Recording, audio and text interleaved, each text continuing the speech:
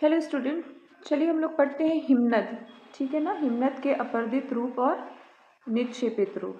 ठीक है, जैसा कि हम लोग पढ़ रहे हैं और हमारा हिमनद की बारी है पढ़ने की। ठीक है ना।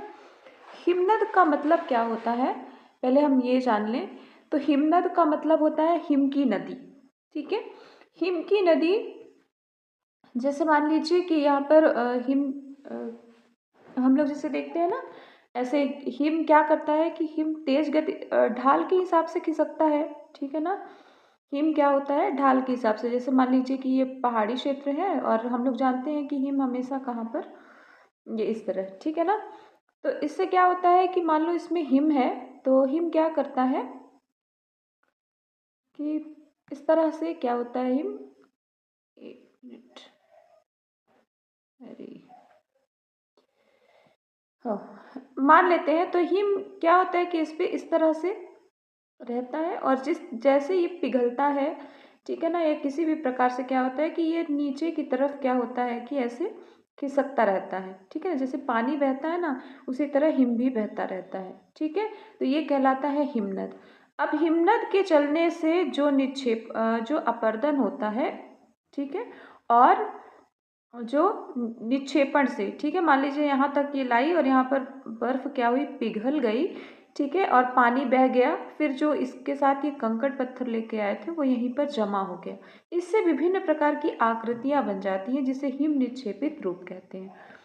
और इसमें कटाव किस तरह से होते हैं, तो हिमनद जैसे अब मान लीजिए कि यहाँ पर हिम जमा हुआ है और फिर ये इस तरह से जब ये सरक कर नीचे चला जाता है, इसके माध्यम से क्या होता है कि विभिन्न प्रकार के कटाव होते हैं। ठीक है, तो चलिए हम लोग देखते हैं इसमें कि किस तरह से है।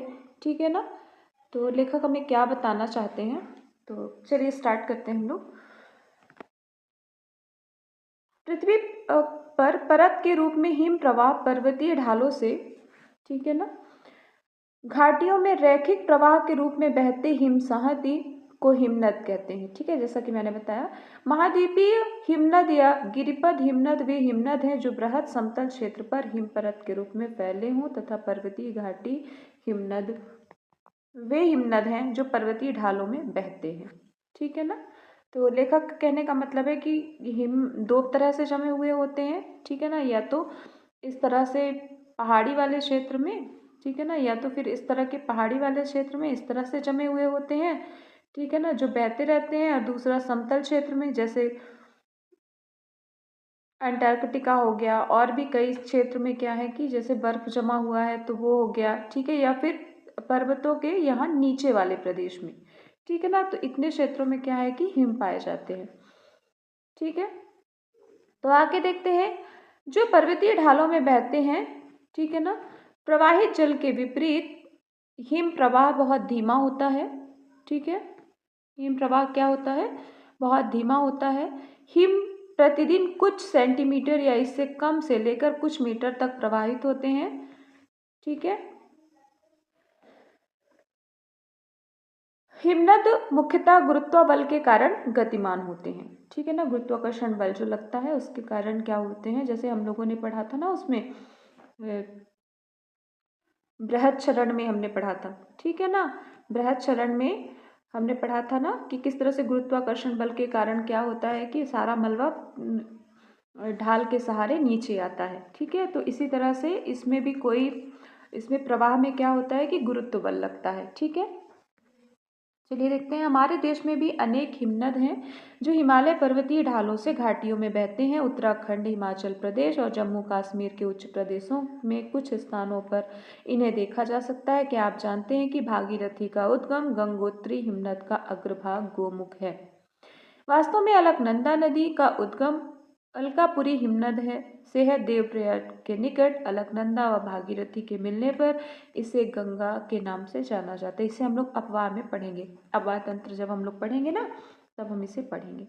चलिए आगे देखते हैं, हिमनदों से प्रबल अपर्दन होता है, जिसके कारण इसके भार अपने भार से उत्पन्न घर्षण है। हिमनद द्वारा कर्षित चट्टानी पदार्थ बड़े गोलाश्म व सैलखंड इसके तल में इसके साथ घसीटे जाते हैं या घाटी के किनारों पर अपघर्षण व घर्षण द्वारा अत्यधिक अपर्दन करते हैं। हिमनद अपक्षय रहित चट्टानों का भी प्रभावशाली से अपर्दन करते हैं, जिससे ऊंचे पर्वत छोटी पहाड़ियों व मैदानों में परिवर्तित हो जाते हैं।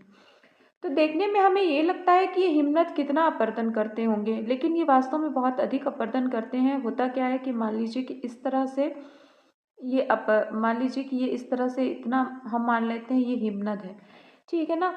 तो हिमनद क्या करते हैं कि जैसे जब चलते हैं ना तो अपने अगल बगल, ठीक है ना, अगल बगल के क्षेत्रों में भी अपर्दन करते हुए चलते हैं, क्योंकि जब हिम जम जाएगा तो वो पत्थर की भांति ही तो काम करता है, ठीक है ना। तो वो जैसे ही अगल बगल से निकलेगा तो इसको क्या करता है, अगल बगल की चट्टानों को खरोचते हुए चलता है, ठीक है ना।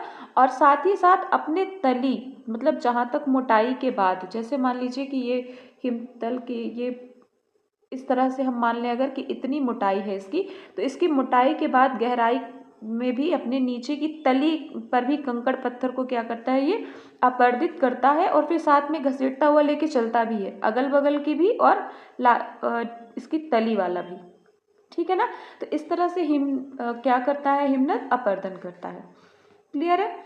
आगे देखते हैं हम लोग, हिमनद के लगातार संचलित होने से हिमनद मलबा हटता होता है, विभाजक नीचे होता जाता है और कालांतर में ढाल इतने निम्न हो जाते हैं और कालांतर में भाग इतने निम्न हो जाते हैं कि हिमनद की संचलन की शक्ति समाप्त हो जाती है। निम्न पहाड़ियों व अन्य निक्षेपित स्थल रूपों के एक हिमानी धौत रह जाता है, ठीक है ना।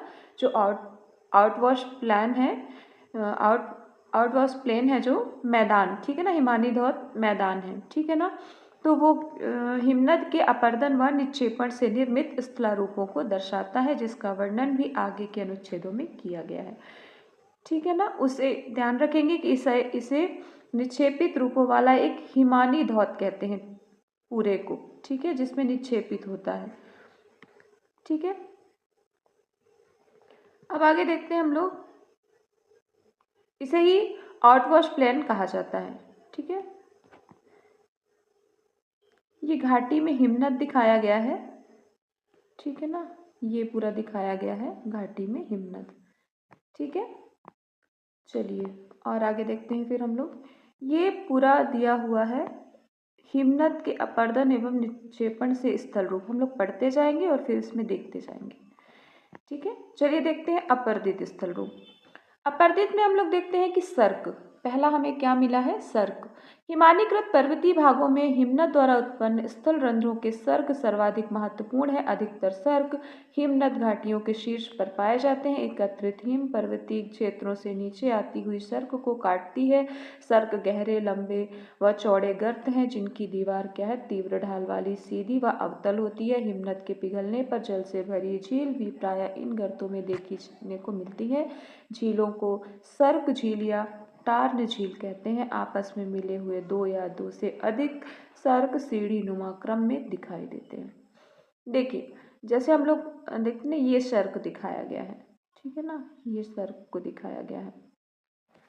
वास्तव में होता क्या है कि इस तरह से जब ये पहाड़ी वाला क्षेत्र बनता है और इसमें जब क्या होता है कि इस तरह से, ठीक है,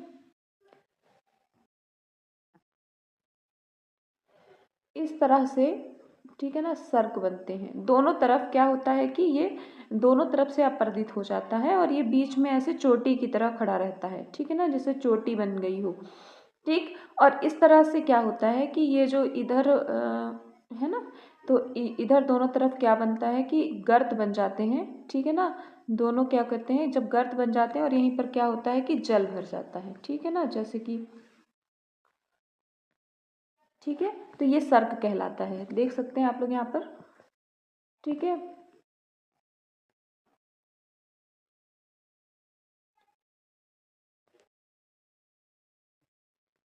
ऐसे मान लीजिए कि इस तरह से ये पर्वत की चोटी है, तो सर्क कैसे बनता है, तो सर्क बनने की क्रिया ये है कि यहाँ पर ये इस तरह से मतलब दोनों तरफ से इसका अपर्दन हो जाता है और ये इस तरह से क्या होता है कि एक शीर्ष की ऐसे खड़ी ढाल वाली इस तरह से ये चोटी बन जाती है, ठीक है ना, पर्वत की। और फिर जो इसी के अगल बगल क्या होता है कि जब अपर्दन से इसकी के अगल बगल क्या होता है, इस तरह से जब ये कटाव करती है और फिर इसी में जब जल भर जाता है, जब इसमें ऐसे ऐसे पानी भर जाता है तब फिर इसे हम क्या कहते हैं कि इसे सार्क झील कहते हैं या टार्न झील कहते हैं। ठीक है ना। तो ये अपर्दित स्थल रूप का पहला हो गया क्या, सर्क। ठीक है, तो इसको याद रखेंगे। ठीक है ना, सर्क या झील या टार्न झील। ठीक है, ये एग्जाम में पूछा जाता है, ये तो अक्सर ही पूछा जाता है। सही जोड़ी मिलाने के लिए एक साथ दे दिया जाता है कि सर्क किसका अपर्दित रूप है, फिर हार्न या गिरिशृंग किसका है, फिर जैसे हम लोगों ने पढ़ा कि लैपीज अपर्दनात्मक है निक्षेपात्मक है। तो ये तो पाठ ही पूरा बहुत ही इम्पोर्टेंट है। इससे तो 100% क्वेश्चन हमेशा ही आते हैं, कोई भी ज्योग्राफी का कोई भी पेपर हो इसे शामिल किया ही जाता है, तो इसे तो ध्यान से पढ़ना ज़रूरी ही है। ठीक है, फिर हम लोग देखते हैं आगे इसका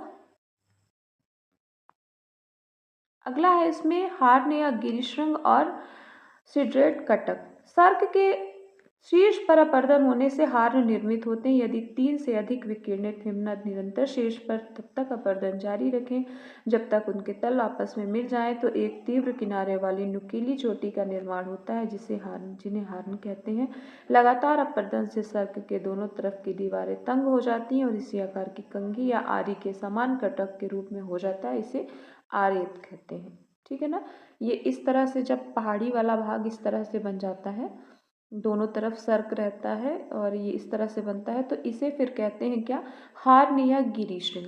ठीक है, और इसी प्रकार जब कई बनते हैं, ठीक है ना, कई प्रकार की आकृतियां बन जाती हैं। ठीक है ना, लगातार अपर्दन से सर्क के दोनों तरफ जब दीवारें तर्क और इसकी आकृति कंघी की तरह हो जाती है तब हम इसे क्या कहते हैं, तो इसे आरेत कहा जाता है।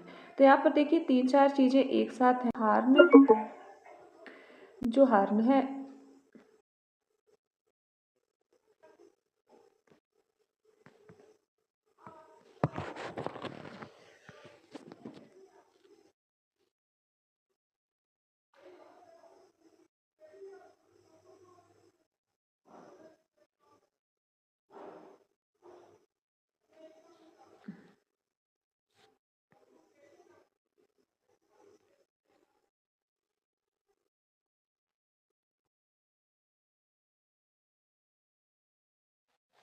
तो इसको क्या कहते हैं, आरेत। ठीक है ना, हम लोगों ने कहाँ पढ़ा, ये पढ़ा हमने कि इसे आरेत कहते हैं। ठीक है ना, इसका ऊपरी भाग नुकीला और बाहरी आकार टेढ़ा मेढ़ा होता है। इन कटकों पर चढ़ना प्रायः असंभव होता है। ठीक है, तो देखिए ये हम लोग पढ़ क्या रहे हैं यहाँ पर, तो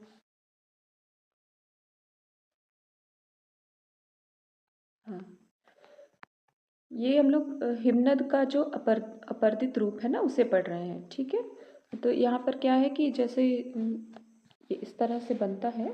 ठीक है, इस तरह से बनता है ये आरेत। ठीक है, तो ये नुकीला भाग हो जाता है, चूंकि यहाँ पर भी अपर्दन हो गया, यहाँ पर भी अपर्दन हो गया, तो ये टेढ़ा मेढ़ा ऐसी आकृति करके ये नुकीला भाग बन जाता है जहाँ पर चढ़ना प्रायः असंभव होता है। लगभग इस तरह से बनता है, इस तरह से बन जाता है ये। ठीक है ना, ये नुकीला भाग बन जाता है और अगल बगल यहाँ पर टेढ़ा मेढ़ा रहता है। ठीक है ना, इसे आरेत कहते हैं। चलिए आगे देखते हैं हम लोग इसमें।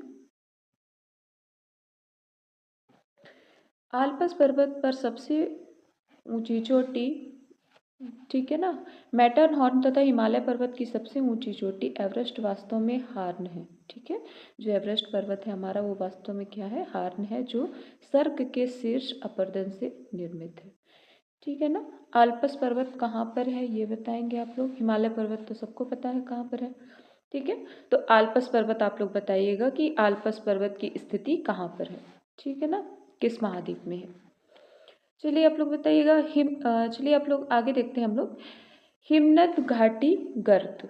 ठीक है ना, हिमानीकृत घाटियां गर्त की भांति होती हैं जो आकार में अंग्रेजी के अक्षर यू जैसी होती हैं, जिनके तल चौड़े व किनारे चिकने तथा ढाल तीव्र होते हैं। घाटी में मलबा बिखरा होता है अथवा हिमोड़ मलबा दलदली रूप में दिखाई देता है। चट्टानी धरातल पर झील भी उभरी होती है अथवा ये झीलें घाटी में उपस्थित हिमोड़ मलबे से बनती है। मुख्य घाटी के एक तरफ या दोनों ऊंचाई पर लटकती घाटी भी होती है। इन लटकती घाटियों के तल जो मुख्य नदी में खुलते हैं, इनके विभाजक क्षेत्र देखिए। यू आकार की जो घाटी है, जैसे हम लोग की जो नदी द्वारा अपर्दन द्वारा जो वी आकार की घाटी बनती है ना, जो हम लोग वी आकार की घाटी पढ़े थे कि इस तरह से नदी बनाती हुई घाटी चलती है, ठीक है। तो वो थोड़ा सा अधिक था, ठीक है ना, अधिक गहरी करती है, जबकि ये क्या करती है कि थोड़ा सा कम गहरी बनाती है। यू आकार जैसे हम लोग बनाते हैं ना, वी बनाते वी अधिक गहरा बनता है, यू बनाते हैं यू ऐसे बनता है। तो इस बस ये इतनी सी ही बात है इसमें कि वी आकार की घाटी थोड़ी गहरी बनती है, जो कि बहता हुआ जल मतलब कि नदी बनाती है, और ये हमारा यू आकार की घाटी हमारी हिमनद बनाती है, ठीक है। चलिए और आगे देखते हैं। लटकती घाटी हम लोग समझेंगे। लटकती घाटी का मतलब होता है कि जैसे मान लीजिए कि एक घाटी यहाँ, एक नदी यहाँ पर बह रही है, हिमनद, ठीक है ना, हिम की घाटी, ठीक है ना, हिम की नदी, यहाँ पर एक हिम की नदी बह रही है और दूसरी तरफ से भी एक हिम की नदी बह रही है, ठीक है। तो मान लें कि अगर इसका तल नीचे है और इसका तल थोड़ा सा ऊपर है, तो ये इस तरह से हिम क्या करता है, इसमें गिरने का प्रयास करता है, जैसे, तो इसे लटकता हुआ प्रतीत होता है, जैसे कि हिम लटक रहा हो, ठीक है ना। ऐसे एक घाटी रहेगी, दूसरी घाटी उसके ऊपर ऐसा करके गिरेगी जब, तो वो क्या क्या कहलाएगा कि वो लटकती हुई दिखाई देती है, हमें ऐसा प्रतीत होता है कि वो लटकती हुई घाटी है, ठीक है। उसे हम लोग क्या कहते हैं, लटकती हुई घाटी, ठीक है। चलिए आगे देखते हैं इसमें। तो लटकती हुई घाटी याद रखेंगे कि हिमनद के किसमें, अपर्दन वाले कारक में शामिल किया जाएगा, ठीक है। इसके आगे हम लोग देखते हैं इसमें कि जो घाटी में खुलते हैं, इसके विभाजक क्षेत्रों के कट जाने से त्रिकोण रूप में नजर आते हैं। बहुत गहरी हिमनद गर्तें जिनमें समुद्री जल भर जाता है तथा जो समुद्री रेखा तट पर होते हैं, उन्हें फ्योर्ड कहते हैं, ठीक है ना। तो जो समुद्र में ठीक है ना, जो समुद्र का ऐसा मान लीजिए कि यहाँ पर समुद्र है और यहाँ पर गहरी हिमनद गर्तें, समुद्री जल भर जाता है, ठीक है ना, तट रेखा पर होता है, तो उसको हम क्या कहते हैं, हिमनद की जो गर्तें होती हैं उनमें समुद्री बल जल जब भर जाता है, उसे हम क्या कहते हैं, फ्योर्ड कहते हैं। ये अक्सर समुद्री तल पर होता है, मतलब समुद्री किनारे पर होता है, ठीक है, तट रेखा पर। चलिए और आगे देखते हैं हम लोग फिर इसमें। नदी घाटियों तथा हिमनद घाटियों में आधारभूत अंतर क्या है, ये हमें बताना है। ठीक है, नदी घाटियों, बस यही पूछा गया है, वी आकार और यू आकार की घाटी। तो नदी घाटी अधिक गहरी होती है और यू आकार की घाटी कम गहरी, मतलब नदी की घाटियाँ अधिक गहरी हैं और हिमनद की घाटियाँ जो हैं कम गहरी हैं। नदी की घाटियाँ जो हैं वो वी आकार की घाटी बनाती है और हिमनद की घाटियाँ यू आकार की घाटी बनाती, बस यही बताना है हमें। चलिए अगला हमारा आ गया है क्या, निक्षेपित स्थल रूप, ठीक है। पिघलते हुए हिमनद के द्वारा मिश्रित रूप में वह भारी महीन पदार्थों के निक्षेप हिमोड़ या गोलाश्म के रूप में जाना जाता है। इसे निक्षेप में अधिकतर चट्टानी टुकड़े नुकीले कम नुकीले आकार के होते हैं। हिमनदों के तल किनारों के छोर पर बर्फ पिघलने से सरिताएं बन जाती हैं। कुछ मात्रा में शैल मलबा इस पिघले जल से बनी सरिता प्रवाहित होकर निक्षेपित होती है। देखिए इसमें होता क्या है कि जैसे ही जल अपने साथ जब हिमानी खिसकती है, तो एक तो वो क्या करती है कि अपने पार्श्व अपर्दन और फिर तली अपर्दन, जो दोनों प्रकार के, मतलब किनारों को भी काटती है और नीचे भी काटते हुए चलती है और सबको अपने साथ लेकर चलती है। लेकिन होता क्या है कि जहाँ पर ये हिमानी पिघलती है तो जल तो बह जाता है, लेकिन जल अपने साथ ये कंकड़ पत्थर नहीं ले जाता, जो कि हिम अपने साथ काट कर ले आता है। तो यही कहलाता है क्या, आपका निक्षेप, हिमानी निक्षेप, यही जम जाता है और इसी को निक्षेप कह देते हैं, ठीक है ना। तो चलिए इसमें देखते हैं हम लोग। सरिताएं बनती कुछ मात्रा में शैल मलबा इसके पिघले जल से बनी सरिता में प्रवाहित होकर निक्षेपित होता है। ऐसे हिम नदी जलोढ़ निक्षेप हिमानी धौत, ठीक है ना, कहलाते हैं। आउटवॉश हम इससे पहले भी पढ़ चुके हैं, ठीक है। हिमोड़ निक्षेप के विपरीत हिमानी धौत, ठीक है, जो कि आउटवॉश डिपॉजिट होते हैं, प्राय स्तरीकृत एवं वर्गीकृत होते हैं, ठीक है। निक्षेप एक बस आप लोग ये जान लीजिए कि ये जो हमारा बार बार नाम आ रहा है आउटवॉश डिपॉजिट या हिमानी धौत, ये क्या है कि एक प्रकार का हिमानी से होने वाला जमाव है, ठीक है, जो हिमोड से अलग होता है, ठीक है ना। मतलब ये स्तरीकृत बनता है, स्तर बनती है, इसकी परतें बनती हैं, परत दर परत ये बनता है, जिसे हम कहते हैं क्या कि हिमानी धौत, ठीक है ना। चलिए आगे देखते हैं हम लोग। हिमनद अवक्षेप में चट्टानी टुकड़े गोल किनारे वाले होते हैं। हिमनद क्षेत्रों के मुख्य स्थली निक्षेपित स्थल रूप दर्शाए गए हैं। हिमोड में हम लोग देखते हैं आगे चल के हिमोड क्या है, ठीक है। तो हमने अभी क्या देखा, हमने अभी देखा निक्षेपित स्थल रूप में हमने देखा आउटवॉश डिपॉजिट, हमने समझा कि क्या है, ठीक है ना। मतलब स्तर परत दर परत जो बनते हैं, ठीक है ना, हिमानी के जमाव से। अब हम देखेंगे हिमोड। हिमोड किसे कहते हैं, चलिए देखते हैं। हिमोड हिमनद टिल या गोलाश्मी मृत्तिका के जमाव की लंबी कटकें हैं। अंतस्थ हिमोड हिमनद के अंतिम भाग के मलबे के निक्षेप से बनी लंबी कटकें हैं। पार्श्विक हिमोड हिमनद घाटी की दीवार के समानांतर निर्मित होती है। पार्श्विक हिमोड अंतस्थ हिमोड से मिलकर घोड़े की नाल या अर्धचंद्राकार कटक का निर्माण करते हैं। इसमें कुछ भी खास नहीं है, जिस तरह से जहाँ पर जिस तरह से नदी छोड़ती जाती है मलबे को, उसी प्रकार से ये अपना रूप बनाते जाते हैं। पार्श्विक हिमोड किनारे वाले क्षेत्र, ठीक है ना, इस तरह से हिमनद घाटी के दीवार के समानांतर निर्मित होती है। पार्श्विक हिमोड अंतस्थ हिमोड से मिलकर घोड़े के नाल अर्धचंद्राकार कटक का निर्माण करते हैं, ठीक है ना। जिस तरह से हिमानी जल बहता जाता है और जिस आकृति में इस तरह से क्या होता है कि इस तरह से इस छोड़ती जाती है हिमानी अपने साथ, और इस तरह से ये अपने साथ बहाता जाता है इस तरह से, और इस तरह से आकृतियाँ बनती जाती हैं, ठीक है ना। तो ये हिमोड कहलाते हैं, ठीक है ना। चंद्राकार, जैसे नदी, जैसे हिमानी ऐसे पानी यहाँ से निकला और ये पिघलता चला गया, और इस तरह से इसकी आकृतियाँ विभिन्न प्रकार की बनती चली गई, ठीक है। चित्र 6.12 में चित्र 6.12 में दिखाया गया है। ये है चित्र 6.12, ठीक है। ये यहाँ पर इसमें आरेख दिखाया गया है, श्रृंग दिखाया गया है, निलंबी घाटी दिखाई गई है। ये हिमोड के प्रकार दिखाए गए हैं। देखिए मध्यस्थ हिमोड यानी बीच का, पार्श्विक हिमोड यानी जो किनारे वाले मलबे जमे हैं, ठीक है ना, वही कहलाएंगे आपके पार्श्विक, और जो बीच के हैं वो मध्यस्थ हिमोड, ठीक है। फिर और आगे हम लोग देखते हैं इसमें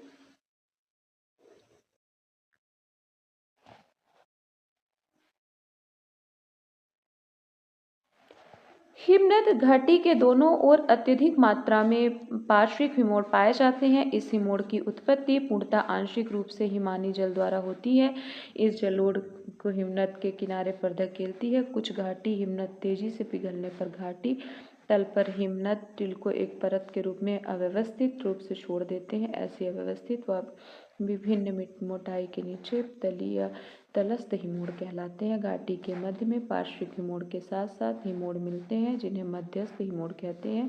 पार्श्विक हिमोड की अपेक्षा ये पार्श्विक हिमोड की अपेक्षा कम स्पष्ट होते हैं। मध्यस्थ हिमोड, ठीक है ना। ये प्रश्न जैसे आप लोगों की प्रतियोगी परीक्षा में पूछा जा सकता है कि, ठीक है ना, पार्श्विक हिमोड की अपेक्षा मध्यस्थ हिमोड क्या होते हैं, कम स्पष्ट होते हैं। तो ये पूछा जा सकता है प्रश्न में कि कौन से अधिक स्पष्ट होते हैं, या सही गलत में भी पूछा जा सकता है, जैसे सत्य या सत्य के लिए इसको बनाया जा सकता है, ठीक है। मध्यस्थ हिमोड पार्श्विक हिमोड की अपेक्षा कम स्पष्ट होते हैं, मतलब सही है या गलत है। तो इतने छोटे छोटे अंतर हम लोग कभी जनरली हमें याद नहीं रहते हैं, लेकिन हम NCERT अगर पढ़ेंगे, अगर सॉल्व करेंगे तो हमें ये चीज़ें याद रहेंगी। आगे देखते हैं हम लोग एस्कर, ठीक है ना।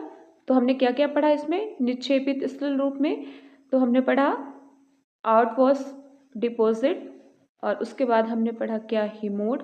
उसके बाद हमें पढ़ना है एस्कर। एस्कर में हम लोग देखते हैं ग्रीष्म ऋतु में हिमनद के पिघलने से जल हिमतल के ऊपर प्रभावित होता है अथवा इसके किनारों से रिसता है या बर्फ के छिद्रों से नीचे प्रवाहित होता है। यह जल हिमनद के नीचे एकत्रित होकर बर्फ के नीचे नदी धारा में प्रवाहित होता है। ऐसी नदियाँ नदी घाटी के ऊपर बर्फ के किनारे वाले तल में प्रवाहित होती हैं। जलधारा अपने साथ बड़े गोलास्म चट्टानी टुकड़े, छोटे चट्टानी मलबा बहाकर लाती है जो हिमनद के नीचे इस बर्फ की घाटी में जमा होते हैं। ये बर्फ पिघलने के बाद एक वक्राकार घटक के रूप में मिलते हैं जिन्हें एस्कर कहा जाता है। ठीक है ना।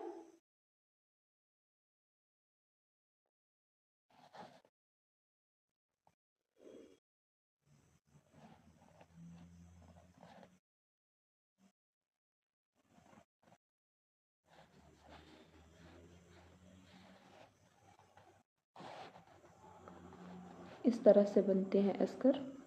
इस तरह से इनकी आकृति होती है। ये चट्टानें इस तरह से मतलब आपस में जुड़ी हुई समझ में आती हैं और इस तरह से कंकड़ जो है, कंकड़ पत्थर इस तरह से जुड़े रहते हैं और इसे एस्कर कहा जाता है।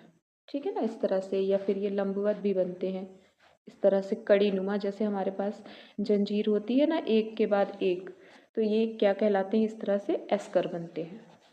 ठीक है, चलिए ये यहाँ पर बताया गया आप लोगों को एस्कर की आकृति, ड्रमलिन बनाया गया। चलिए भी और आगे पढ़ना हमें। अब हम पढ़ते हैं हिमानी धौत मैदान। ठीक है ना, इसके बारे में हमने थोड़ा सा पहले पढ़ लिया था, अब इसको हम डिटेल से पढ़ते हैं। हिमानी धौत मैदान यानी कि आउटवॉश प्लेन्स हिमानी गिरपत के मैदानों में अथवा महाद्वीपीय हिमनद से दूर हिमानी जलोढ़ के निक्षेप, जिसमें बजरी, रेत, चीका, मिट्टी व मृत्तिका के विस्तृत समतल जलोढ़ पंख भी शामिल है, हिमानी धौत मैदान कहते हैं। ठीक है, नदी के जलोढ़ मैदान व हिमानी धौत के मैदानों में अंतर स्पष्ट करें। तो क्या है अंतर, बताइएगा आप लोग कमेंट करके अगर समझ में आएगा तो। नदी का जो जलोढ़ मैदान बनता है और इसका जो हिमानी धौत जो मैदान बनता है। अगला देखते हैं ड्रमलिन हिमनद। ड्रमलिन है अगला। अगला आकृति क्या है, ड्रमलिन। ड्रमलिन हिमनद मृत्तिका के अंडाकार समतल कटक नुमा स्थल रूप है जिसे रेत व बजरी के ढेर होते हैं। ड्रमलिन के लंबे भाग हिमनद के प्रवाह की दिशा के समानांतर होते हैं। 1 किलोमीटर व 30 मीटर तक ऊंचे होते हैं, मतलब 1 किलोमीटर लंबाई और 30 मीटर ऊंचाई। ड्रमलिन का हिमनद सम्मुख भाग स्टॉस कहलाता है तथा पुच्छ भागों की अपेक्षा तीखा तीव्र ढाली है। जो ड्रमलिन का निर्माण हिमनद के दरारों में भारी चट्टानों के मलबे के भरने या उसके बर्फ के नीचे रहने से होता है। इसका अग्रभाग या स्टॉस भाग ये पूछा जा सकता है कंपटीशन के एग्जाम में। ठीक है,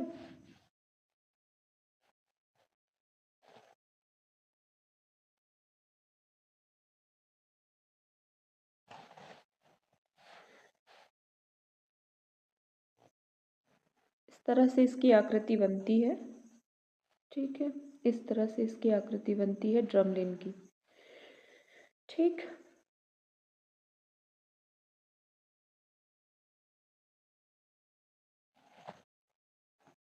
इस तरह से इसमें हिम आता है, इस तरह से इसमें हिम, ये इस तरह से इसका बहाव होता है।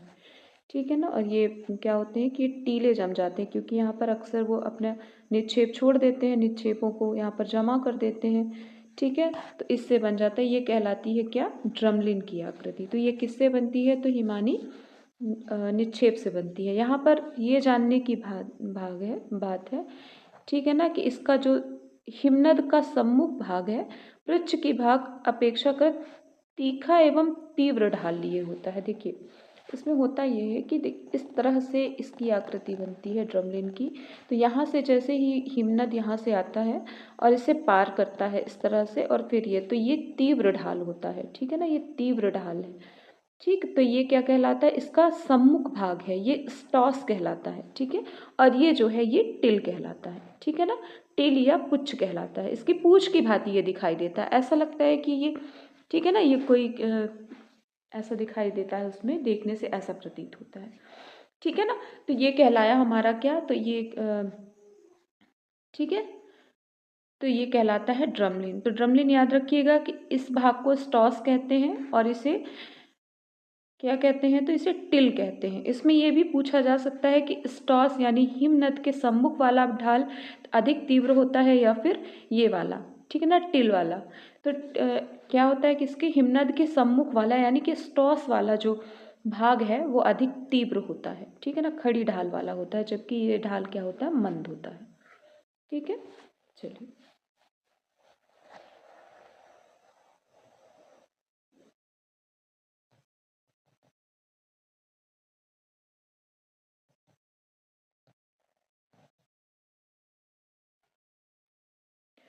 प्रवाहित हिमखंड के कारण तीव्र हो जाता है। ड्रमलिन हिमनद प्रवाह की दिशा को बताते हैं। गोलाष्मी मृत्तिका एवं जलोढ़ में क्या अंतर है। इसमें पूछा गया है कि जो नदी जलोढ़ बनाती है ना, नदी के निक्षेपण से हम लोग पढ़ते हैं ना कि जलोढ़ मिट्टी जो जलोढ़ बनाती है, और ये गोलाष्मी मृत्तिका होता। एकदम से सामान्य अंतर अगर हम देखें तो इसमें क्या हो कि मिट्टी की अधिकता है जलोढ़ में, और गोलाष्मी जो मृत्तिका है इसमें क्या है कि अधिक कंकड़ पत्थर अधिक पाए जाते हैं। बाकी आप लोग और अंतर देख के बताइएगा। ठीक है, तो चलिए तरंग एवं धाराएं।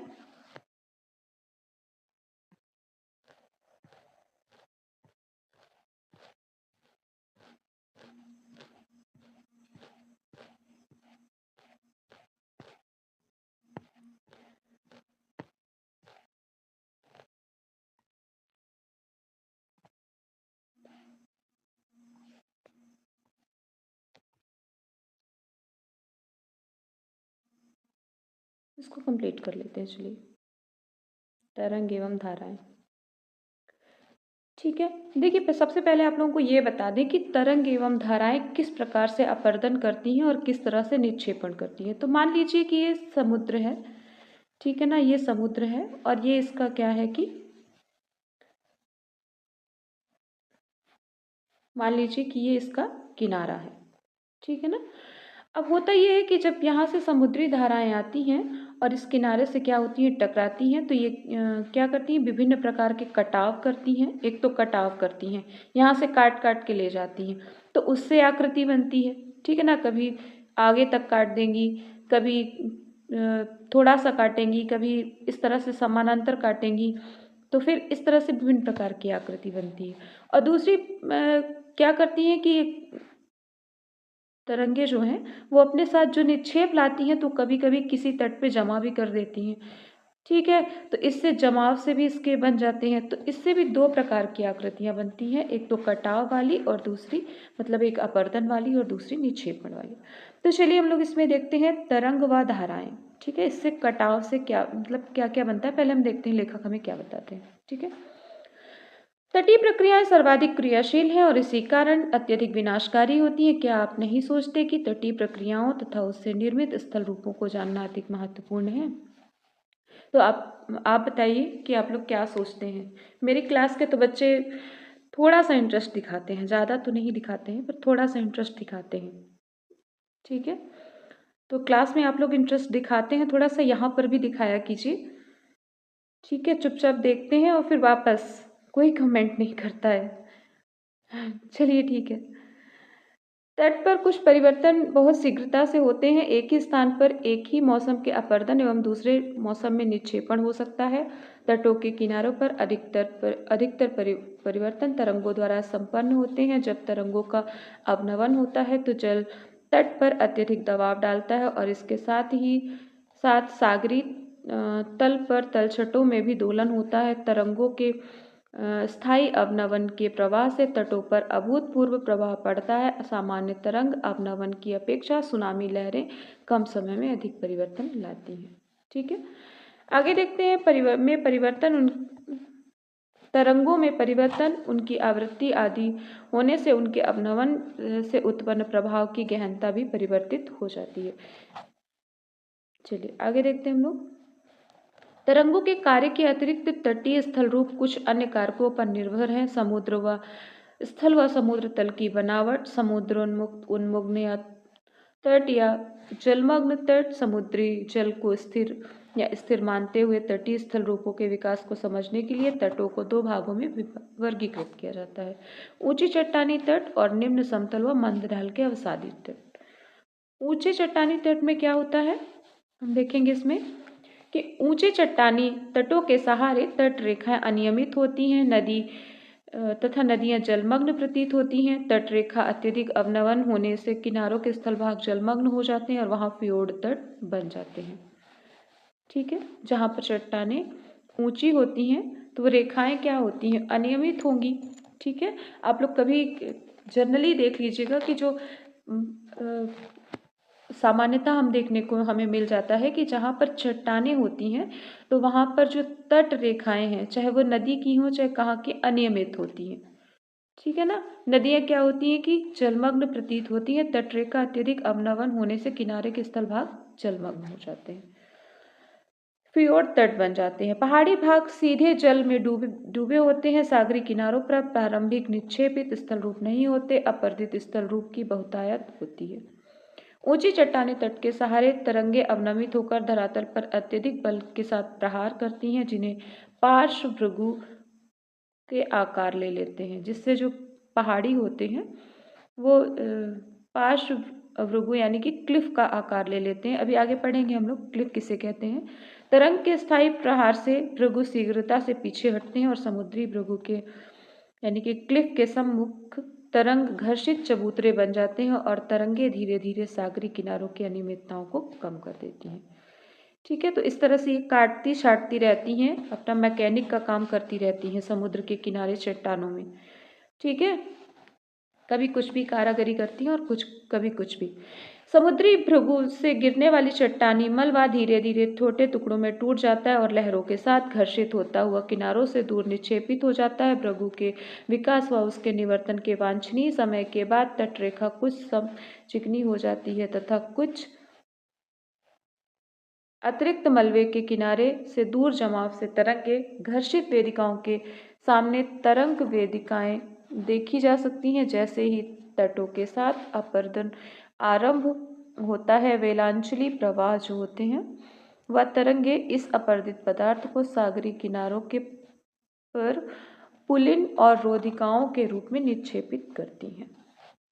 ठीक है ना,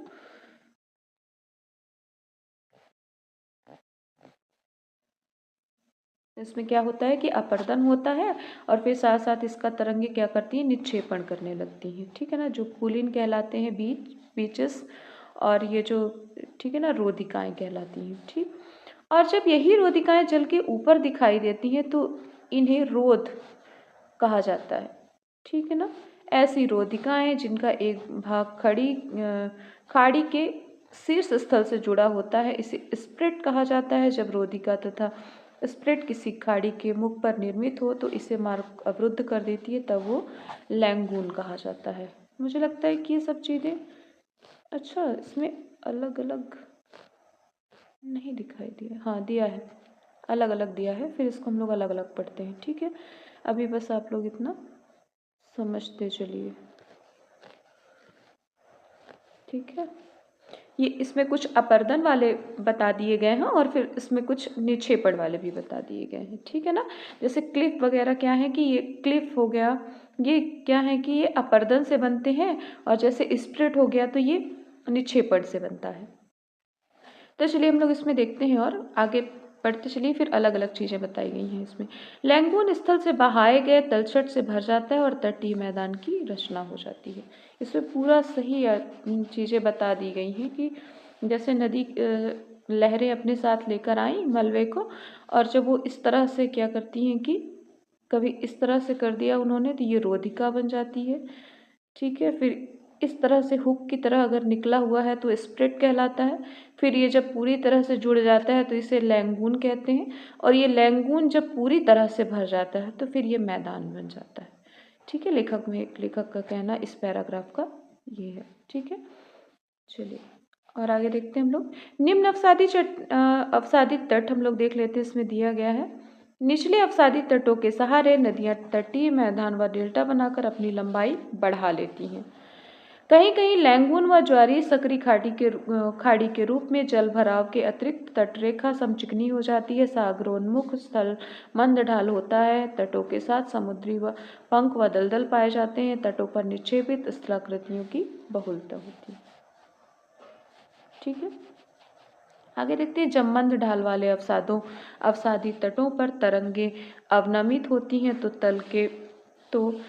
तल के अवसाद भी दोलित होते हैं और परिवहन से अवरोधिकाएं लैंगून व स्प्रेट निर्मित होती हैं। लैंगून कालांतर में दलदल में परिवर्तित हो जाते हैं जो बाद में तटीय मैदान बनते हैं। इन निक्षेपित स्थलाकृतियों का बना रहना अवसादी पदार्थों के स्थायी एवं लगातार आपूर्ति पर निर्भर करता है। अवसादों के अतिरिक्त तूफान व सुनामी लहरें इसमें अभूतपूर्व परिवर्तन लाती हैं। बड़ी नदियां जो अधिक नद्यभार लाती हैं निचले अवसादी तटों के साथ डेल्टा बनाती हैं। ठीक है,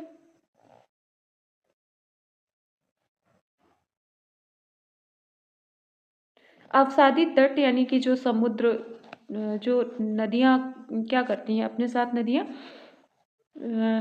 जो भी लाती हैं उसे लास्ट में समुद्र में पहुंचने से पहले डेल्टा बनाती हैं ना, इस तरह से।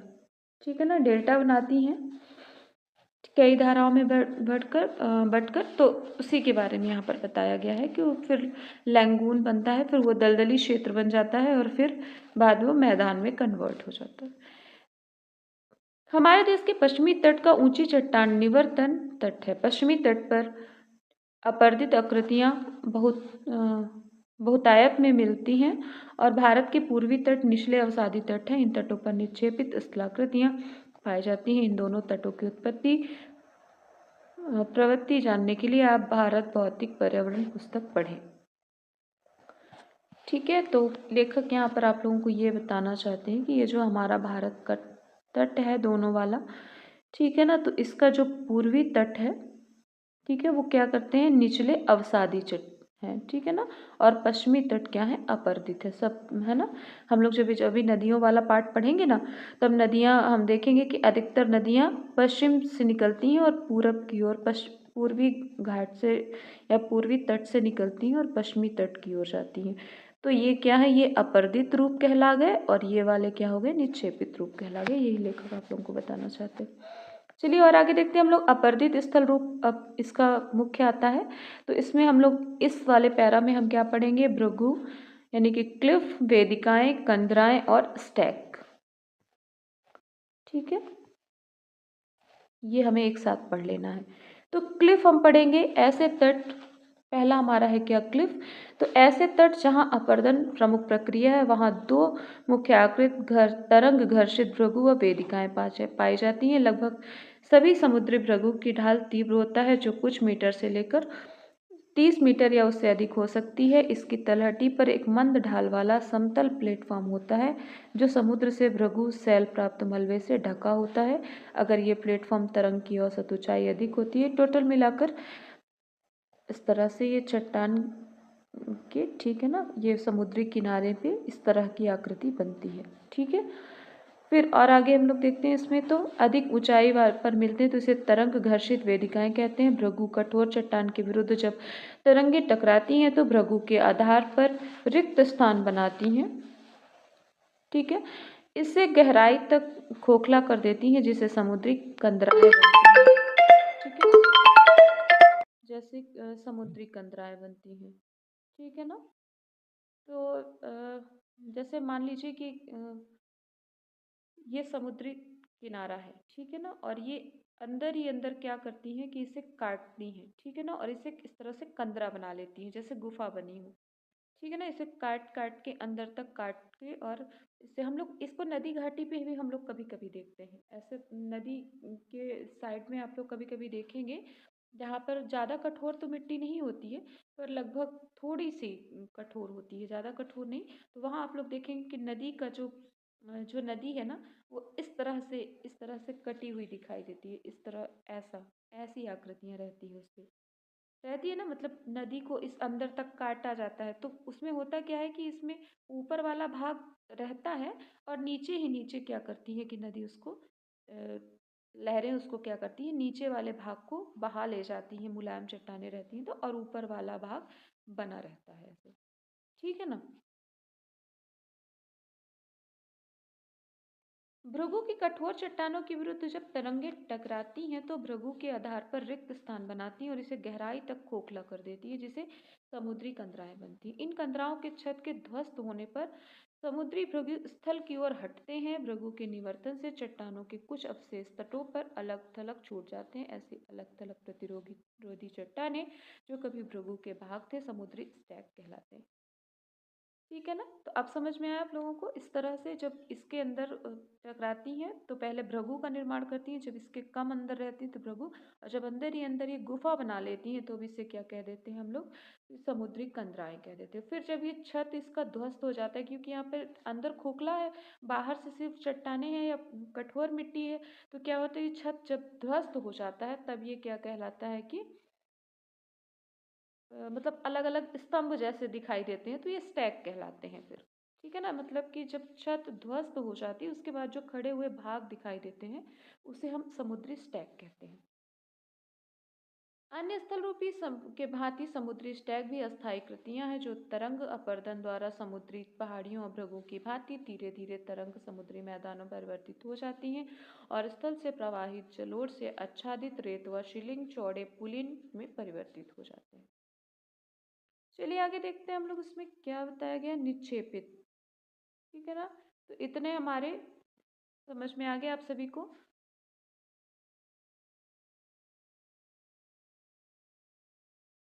हाँ, इतना समझ में आ गया होगा तुमको। जो नहीं समझ में आया बताइएगा। अब आगे हम लोग देखते हैं इसमें निक्षेपित स्थल रूप। तो पुलिन और टिब्बे तटों के प्रमुख विशेषता पुलिन की उपस्थिति है। ये ऊबड़ खाबड़ तटों से ये टुकड़े में पाए जाते हैं। वे अवसाद जिनमें पुलिन निर्मित होते हैं अधिकतर थल से नदियों व सरिताओं द्वारा अथवा तरंगों से अपरदन द्वारा बहाकर लाए गए पदार्थ होते हैं। पुलिन अस्थायी स्थलाकृतियां हैं जो कुछ रेत पुलिन जो स्थायी प्रतीत होते हैं और किसी मौसम में स्थूल कंकड़ पत्थरों के तंग पट्टी में परिवर्तित हो जाते हैं। अधिकतर पुलिन रेत के आकार छोटे कणों से बने होते हैं। शिलिंग पुलिन में अत्यधिक छोटी गुटिकाएं और गुलष्मिकाएं शामिल होती हैं। पुलिन के ठीक पीछे पुलिन के तल के उठाई गई रेत टिब्बे के रूप में निक्षेपित होती है। तटरेखा के समानांतर लंबाई में कटकों के रूप में बने रेत टिब्बे तलछटों पर अक्सर दिखाई देते हैं। ठीक है। तो ये जो जमाव होता है ना हमारा तट पर ये जो समुद्री धाराएं लाती हैं और छोड़कर जाती हैं। ठीक है। ये जो बीज कहलाते हैं हमारे। ठीक है। और जो टिब्बे कहलाते हैं। ठीक है ना। जिसकी जैसी आकृति रही वैसा बन जाता है। चलिए आगे देखते हैं हम लोग। रोधिका, रोध और स्प्रिट देख लेते हैं हम लोग। समुद्री अपतट पर तट के समानांतर पाए जाने वाले रेत और शिलिंग के कटक अपतट रोधिका कहलाती है। ऐसे अपतटीय रोधिका जो रेत से अधिक निक्षेपण से ऊपर दिखाई पड़ती है उसे रोध रोधिका कहते हैं। ठीक है। इसकी आकृति जैसे मान लीजिए तट है ना, तो इस तरह से बनती है, इसके समानांतर ही बनती चली जाती है। ठीक है ना। इसके समानांतर ला ला के ये जो समुद्री धाराएं हैं वो क्या करती हैं, तरंगे हैं वो क्या करती हैं, धाराएं नहीं सॉरी तरंगे, धाराएं नहीं होती हैं तरंगे होती हैं। तो तरंगे क्या करती हैं, इसको लाकर यहाँ पर जमा करती रहती हैं और ये इस तरह से तट के समानांतर बनती चली जाती हैं। ठीक है। अब तटीय रोध व रोधिकाएं प्रायः खाड़ी के प्रवेश पर या नदियों के मुहाने के सम्मुख बनती हैं। कई बार इन रोधिकाओं का एक सिरा खाड़ी से जुड़ जाता है तो इसे स्प्लिट कहते हैं। ठीक है। इस तरह से मान लीजिए कि ये इसका जो एक सिरा है वो क्या होता है कि ऐसे खाड़ी से जुड़ा हुआ होता है और एक बाहर की तरफ निकला हुआ होता है इस तरह से, मतलब इस तरह से जमाव हो जाता है तो इसे स्प्रेड कहते हैं। इसमें चित्र मेंशन नहीं किया गया, हालांकि अलग अलग मेंशन करना चाहिए एनसीईआरटी में, फिर समझ में आता पढ़ने में। रोधिकाएं रोध व स्प्लिट धीरे धीरे खाड़ी के मुख पर बढ़ते रहते हैं जिससे खाड़ी का समुद्र में खुलने वाला द्वार तंग हो जाता है, कालांतर में एक लैंगून में परिवर्तित हो जाता है। जैसे कि मैंने बताया कि इस तरह से स्प्लिट बनते जाते हैं। ठीक है ना। इस तरह से स्प्लिट बनते हैं और फिर धीरे धीरे ये क्या होते हैं कि इस तरह से जुड़ जाते हैं और फिर ये पूरा जो ये भाग है ये लैंगून में परिवर्तित हो जाता है। तलछट से लैंगून के स्थान पर एक चौड़े और विस्तृत तटीय मैदान में विकसित हो जाते हैं और फिर बाद में धीरे धीरे ये लैंगून जो है वो भर जाता है और फिर इसमें ये क्या होता है कि तटीय मैदान बन जाता है। ठीक है। इस तरह से ये लैंगून बन गया, ठीक है, ये लैंगून बन गया, फिर बाद में ये मैदान बन गया और यहाँ पर ये समुद्री जल हो गया, ठीक है। कभी कभी ये ऐसी आकृतियाँ बनती रहती हैं, ठीक है।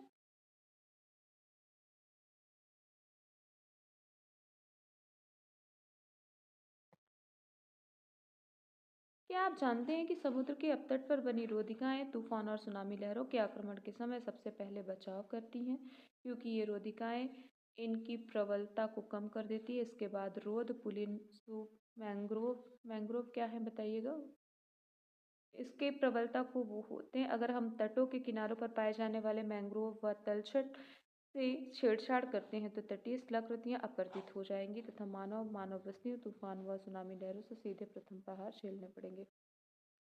ठीक है, तो आप लोगों को याद रखना है कि ये जो समुद्र की, हम भी अक्सर हम सोचते हैं ना कि ये हमारे लिए क्या उपयोगी हो सकते हैं, तो ये हमारे लिए इस प्रकार से उपयोगी है कि ये जो सुनामी उठती है, जो लहरें उठती हैं, तो ये इनको क्या करती है, इनकी जो इनकी गति होती है ना उसको धीमा कर देते हैं, ठीक है ना। तो इस तरह से जब धीमा हो जाएगा तो फिर हम पे इसका प्रभाव कम पड़ता है, ठीक है।